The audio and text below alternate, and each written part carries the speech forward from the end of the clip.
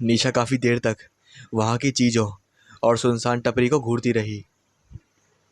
उसने देखा, वो टपरी तो थी, पर दूर दूर तक कोई इंसान नहीं था, सिवाय उस टपरी के और कोई ठिकाना हुआ था भी नहीं। पर उस जलते लालटेन को देख उसे कुछ राहत थी। अगर लालटेन जल रही है तो कोई ना कोई तो आसपास जरूर होगा। यही सोचती हुई उसके पैरों में बेतहाशा दर्द भी से वो सह रही थी। वो उसी बेंच पर जाकर बैठ गई। बारिश में भीगने की वजह से उसके सारे कपड़े भी गीले हो चुके थे।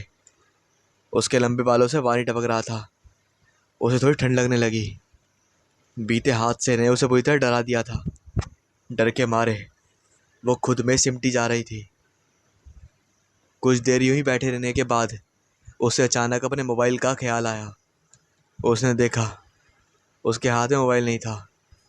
डर के मारे शायद उसका फोन कहीं गिर गया था। वो अब रुआई सी हो गई। उसकी आंखों में आंसू बहने लगे। उसे अपने घर की बहुत याद आ रही थी। रह रह कर उसे अपनी माँ का ख्याल आ रहा था। अगर वो आज अगर वो आज झूठ बोलकर अपने दोस्तों संग नहीं आती तो शायद शायद ये सब उसे झेलना ना होता। उसे अपनी गलती पर अफसोस हो रहा था। वो काफी देर यूं ही अपने हाथों पर हाथ रख के चुपचाप बैठी रही और बैठकर रोती रही। और फिर उसे वहां किसी की उपस्थिति का महसूस हुआ। झट से उसने अपना सर उठाकर देखा। एक बुजुर्ग था। उसकी उम्र लगभग 60 से 65 की रही होगी। चेहरा बिल्कुल रूखा, दोनों आंखें कोटर में धसी हुई और उसके गाल भी पिचके हुए थे। उसने हाथों में एक पुराने जमाने का रंग, जिसे छाता भी कहते हैं, वो पकड़ रखा था। उसके चेहरे पर असमंजस के भाव थे। उसे देख निशा एक पल को राहत में आ गई। उसे कोई इंसान जो उसे मिला था वहां पर। वो अपने जगह से उठती हुई बोली, बाबा, बाबा प्लीज मेरी हेल्प कीजिए। मैं यहाँ इस वीरान जगह पर फंस चुकी हूँ। दरअसल मैं अपने फ्रेंड्स के साथ आई थी और कुछ आवारा लड़के मेरे पीछे पड़ गए और मैं रास्ता भटक गई। मैं यहाँ आसपास के शहर से आई हूँ। मुझे अपने शहर वापस जाना है। प्लीज बाबा मेरी मदद कीजिए। उसने अपनी बात हड़बड़ाते हुए एक सांस में कह डाली और बड़ी उम्मीद से उस बुजुर्ग की ओर देखने लगी। वो बुजुर्ग उसे कातर दृष्टि से देख रहा था। उसके चेहरे पर कुछ समझ के भाव थे। वह आगे बढ़ अपनी स्टोव के पास गया और स्टोव जलाने लगा। उसने पूरी तल्लीनता से स्टोव जलाते हुए निशा से कहा, पिछले 12 सालों से मैं यहाँ रहता हूँ। इस जगह ये पक्की सड़क तो अब बनी है, वरना पहले केवल ऊबड़ खाबड़ और कच्चे रास्ते के अलावा यहाँ पर कुछ दिखता भी नहीं था। ये पेड़, ये वीराने ही तो एकमात्र सहारा है मेरे जीवन का। पहले तो ग्राहकी अच्छी होती थी, पर अब तो लोगों ने जैसे चाय पीना छोड़ ही दिया है। कोई आता ही नहीं है इस बूढ़े की टपरी पर। इसलिए इसलिए खाली पड़ी रहती है टपरी अक्सर। कई दिनों बाद तो कोई आया है इस टपरी पर। निशा पिटासा मुंह लेकर उस बुजुर्ग को देखती रही। ये कोई वक्त था अपनी आग बीती सुनाने का। वो उस बुजुर्ग को घूरे जा रही थी। कुछ देर सुनते रहने के बाद उसके चेहरे के भाव ऐसे थे मानो कह रही हो, यार बाबा, आपकी दुख भरी दास्तां भी सुनने का टाइम टाइम नहीं है। कभी फुर्सत मिलेगी तो सुन लूंगी। मुझे इस वीराने से बाहर जाने का रास्ता बता दो बस। परेशान होते हुए उसने कहा, बाबा, क्या आप मुझे यहाँ से बाहर जाने का रास्ता बता सकते हैं? चाय पीती हैं आप बिटिया? बुजुर्ग ने भरपूर मुस्कान के साथ कहा। निशा एक पल को सोच में पड़ गई। चाय की तलब जो उसे अभी भी लगी हुई थी। इतनी देर भीगते रहने के कारण ठंड भी तो लग रही थी उसे, पर वहां की चीजों को देख उसे उबकाई आ रही थी।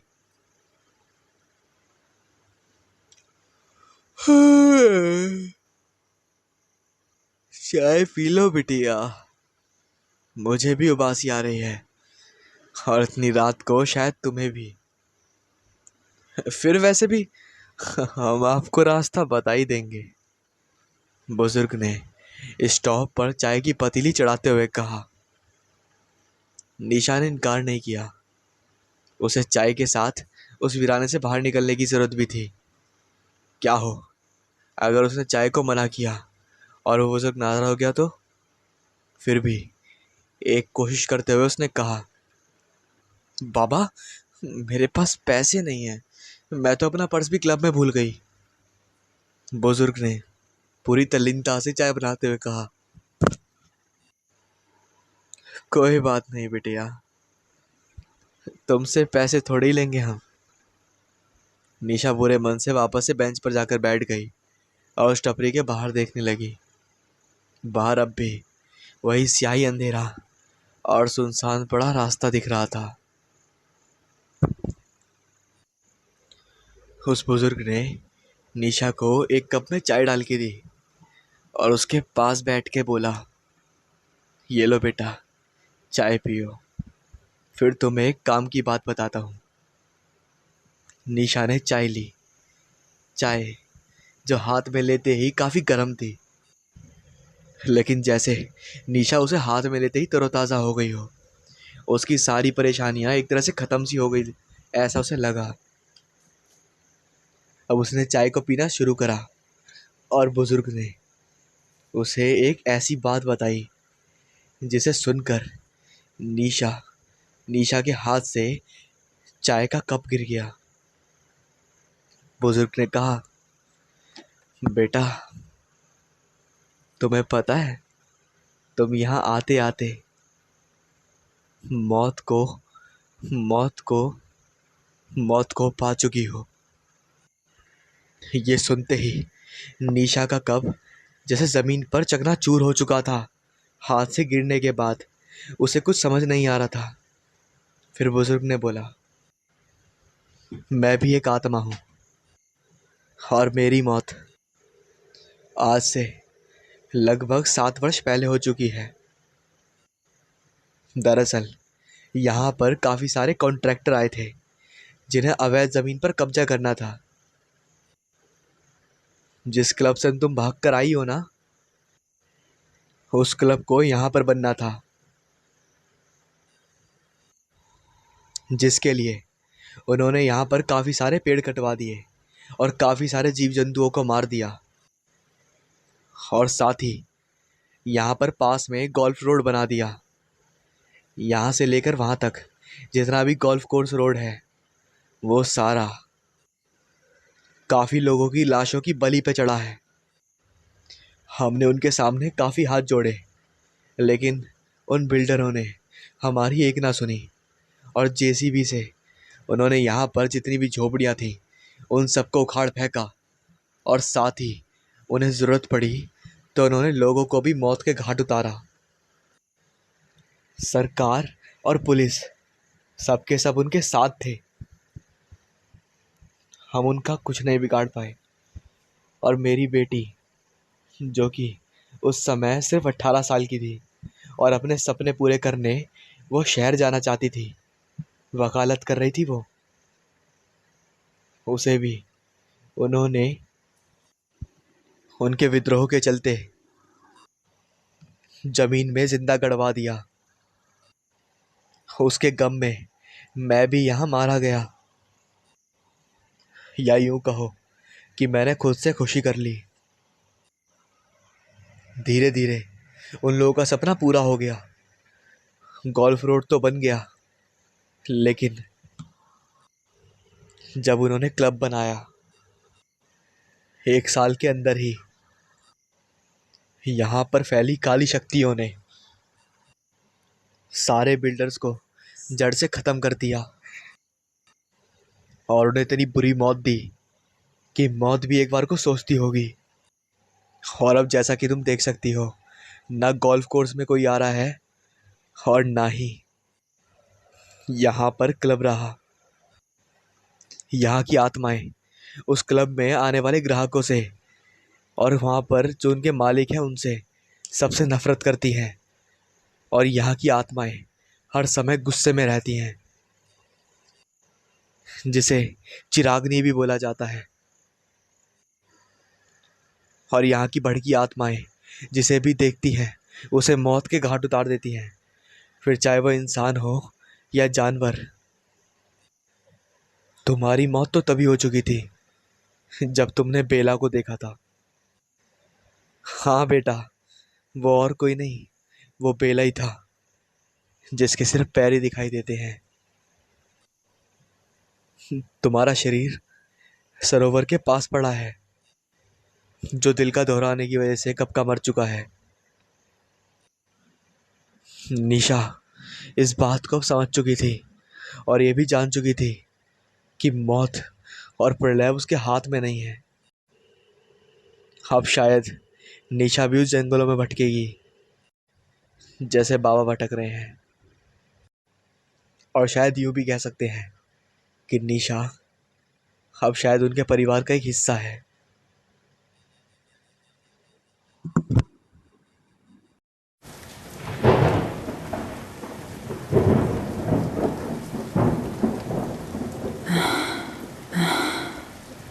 मोना की सांस धौंकने के समान चल रही थी।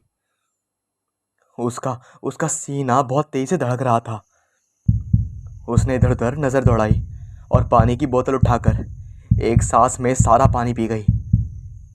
लेकिन प्यास अभी भी बुझ नहीं रही थी और अभी भी घबराहट के कारण उसकी धड़कन बढ़ी हुई थी। वो उठी और कैंप से बाहर आई।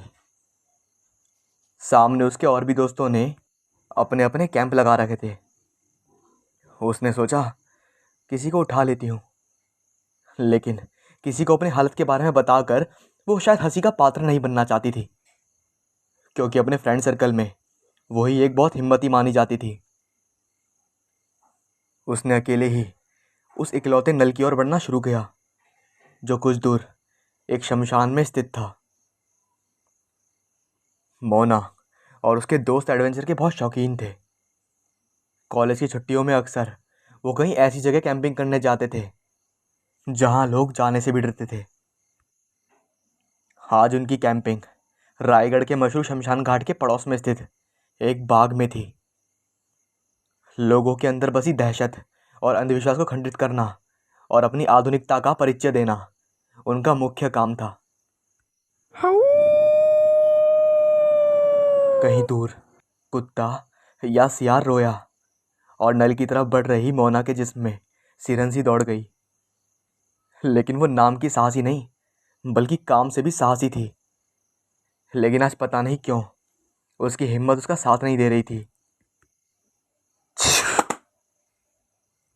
एक आवाज आई जो उसके पीछे से गुजरी। मोना झट से पीछे मुड़ी। चारों तरफ सिवाय अंधेरे और सन्नाटे के कुछ नहीं था। कहते हैं कि इंसान का जो दिमाग होता है वो काफी वहमी होता है। जब तक वो अपनी आंखों से सच ना देख ले तब तक वो विश्वास नहीं करता। सामने एक बरगद का पेड़ था, जिसकी इधर उधर फैली हुई विशाल शाखाएं मानो बाएं फैलाए उसी को बुला रही थी।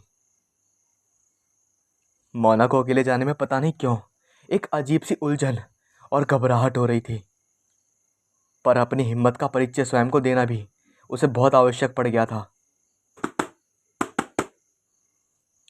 एक आवाज हुई। सामने खड़े विशाल बरगद की ऊंची चोटी से आवाज आई। ये आवाज करते हुए दो बड़े बड़े उल्लू हवा में परवास करते हुए सामने की डाल पर जा बैठे। उनकी अजीब सी शक्ल और अंधेरे में चमक रही गोल गोल आंखें जो उसे ही घूरी जा रही थी, उनको देखकर मोना के बढ़ते कदम थम गए। यार, ये क्या हो रहा है तुझे मोना? पता नहीं आज आज कैसी अजीब सी फीलिंग आ रही है। आज तक तो कभी ऐसा नहीं हुआ। मोना अपने आप से बुदबुदाई। तभी एक हवा का झोंका सा आया और मोना के रोंगटे उस गर्मी में भी खड़े हो गए। उस भयंकर गर्मी में, उस गर्म प्रदेश में एक हवा का अत्यंत शीतल झोंका होना बहुत ही अजीब सा एहसास करा गया। सामने शमशान में उसके नाम के अनुरूप काफ़ी ज़्यादा खामोशी थी, लेकिन कुछ था जो काफ़ी अजीब था। एक ताज़ी जली चिता जिसकी राख में से अभी भी धुआं उठ रहा था। उसके पास ही एक अजीब सी धुंध छाई थी। मोना को अब डर सा लगने लगा। आज से पहले उसे कभी भी ऐसा डर नहीं लगा था, चाहे वो कितनी भी भूतिया और अजीब जगहों पर गई हो। लेकिन बिना पानी पिए उसे लौटना भी मंजूर नहीं था। उसने आओ देखा न ताओ और कमर कसती हुई नल की तरफ बढ़ी। ज्यों-ज्यों वो आगे बढ़ती, उल्लू की गर्दन उसी दिशा में घूमती जा रही थी।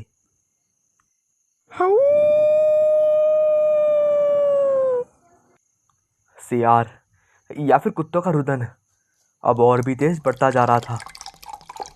मोना ने फटाफट नल से पानी भरा और उसे लेकर वो तेजी से आगे बढ़ी। लेकिन तभी उसे ऐसा एहसास हुआ कि कोई उसके पीछे आ रहा है। अपने एहसास की पुष्टि करने के लिए वो पीछे मुड़ी और उसकी सांस अटक गई। पीछे एक अजीब सी शक्ल वाली औरत खड़ी उसे ही अपनी गहरी नजरों से देख रही थी। मोना के तमाम रोपकूप पसीने की धारा बहने लगी। जी, जी, आप कौन हो? मोना के मुंह से बड़ी मुश्किल से निकला। बेटा, बड़ी प्यास लगी है, थोड़ा पानी मुझे भी पिला दो। उस औरत के मुख से गहरी और ठंडी आवाज निकली। उस औरत को बोलता देख मोना की जान में जान आई और उसने उस औरत को पानी दे दिया।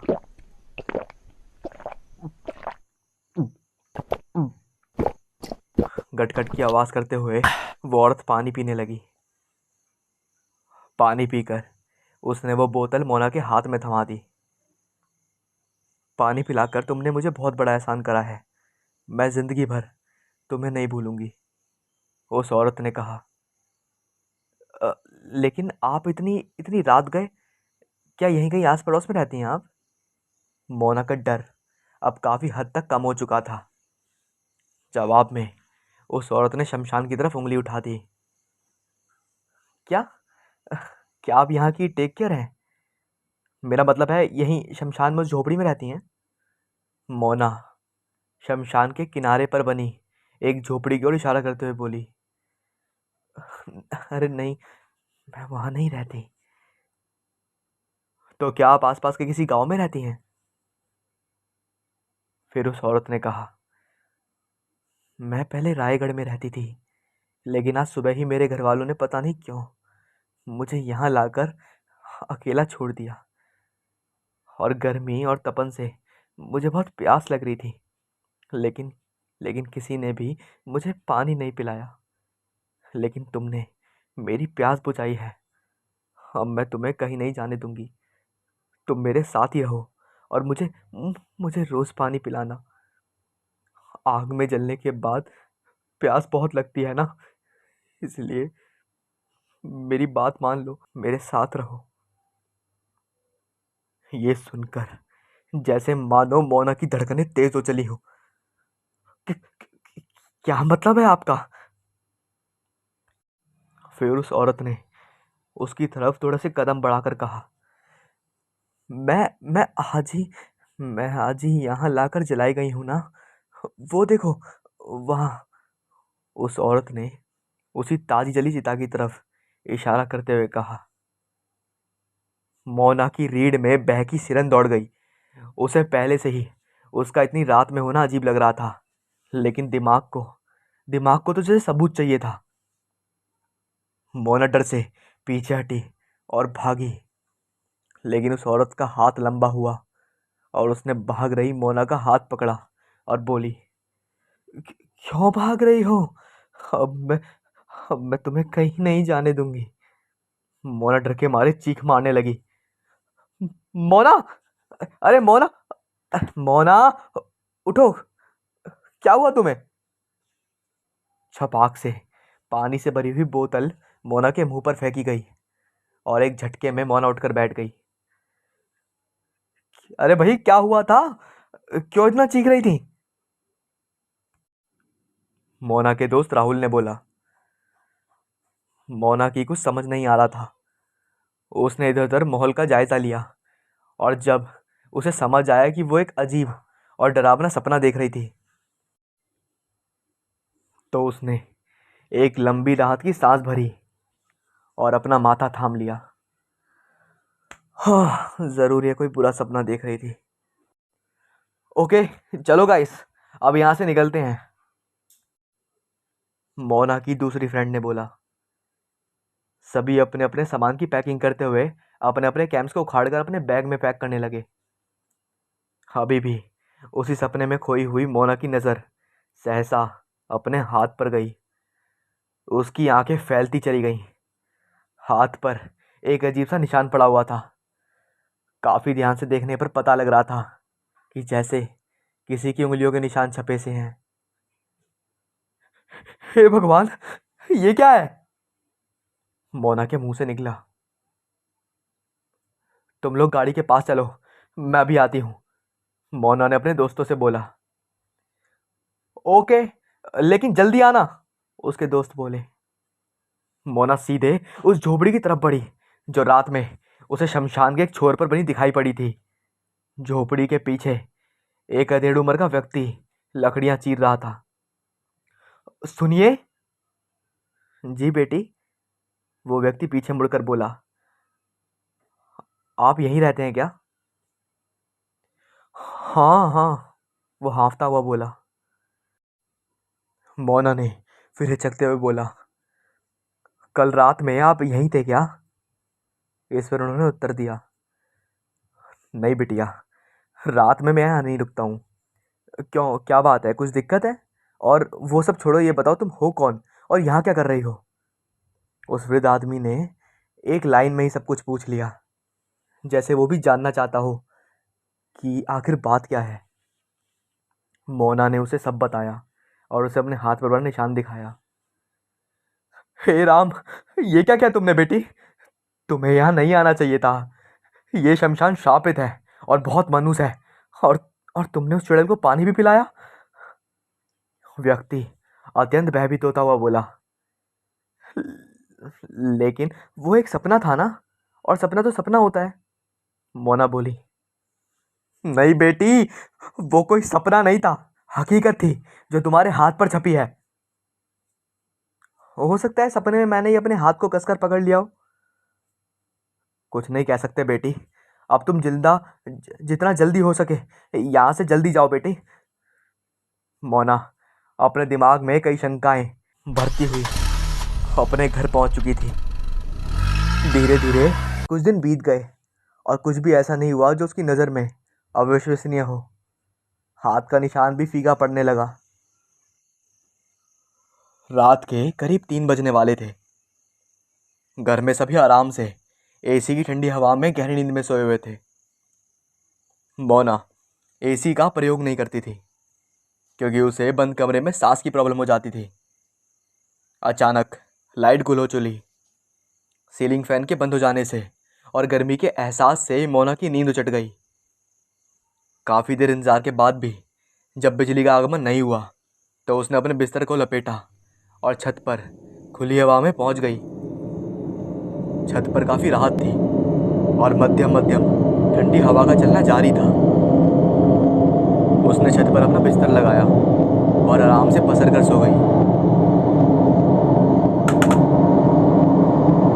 खटाक की ध्वनि सुनकर उसकी आंखें खुल गई। ऐसा लगा कि जैसे किसी ने कोई चीज़ फेंकी हो। उसने उठकर देखा, लेकिन कुछ भी उसे अजीब नहीं दिखा। वो दोबारा लेटकर सोने का प्रयास करने लगी। एक धमकी आवाज़ आई जिसे सुनकर उसकी आगोश में पहुंच रही नींद फिर से खुल गई। ऐसा लगा कि इसे छत पर कोई कूदा हो। यह आवाज़ पूरी छत पर हल्की हल्की आवाज़ में गूंजने लगी। कौन है? कौन है? माँ, तुम हो क्या? रेखा, तू है क्या? मोना पायल की आवाज़ सुनती हुई बोली, लेकिन कोई उत्तर नहीं मिला। आह! आ ये आवाज करते हुए मोना ने अपने हाथ को थाम लिया। मोना की आंखें आश्चर्य से फटने लगी। उसका फीका पड़ चुका निशान फिर से गहरा होता जा रहा था और अंधेरे में चमक सा रहा था। बहुत प्यास लगी है, पानी पिला दे मुझे। कई दिन हो गए तुम मुझे पानी पिलाने नहीं आई। अब मैं खुद आ गई हूँ। उक्त आवाज को सुन मोना के पूरे जिस्म में सिरंजी दौड़ गई। उसके जिस्म के सारे रोए खड़े हो गए। डरते हुए धीरे धीरे उसने आवाज वाली दिशा में मुड़कर देखा तो सामने छत पर मौजूद वाटर टैंक के पास उसे वही औरत दिखाई दी। मोना की तेज चीख सुनकर उसके परिवार वाले छत पर पहुंचे तो देखा मोना पानी की टंकी के पास जमीन पर गिरी पड़ी है। उन्होंने मोना को उठाने की काफी कोशिश करी लेकिन मोना नहीं उठी। शक होने पर उसके भाई ने उसकी नब्ज और धड़कन चेक की तो दोनों ही नदारद थी। सारे परिवार वाले दहाड़े मारकर रोने लगे। उनकी समझ में नहीं आ रहा था कि अचानक मोना के साथ ये हुआ क्या। तभी मोना की बहन की नज़र उसकी कलाई पर पड़ी और उसको भी झटका सा लगा और उसने डर डर कहा, माँ, दीदी की कलाई का मिट चुका निशान इतना गहरा क्यों हो रहा है? ये तो मिट चुका था ना। मोना की कलाई पर किसी की गहरी उंगलियों की छाप स्पष्ट नजर आ रही थी। और इसी के साथ कहानी खत्म होती है।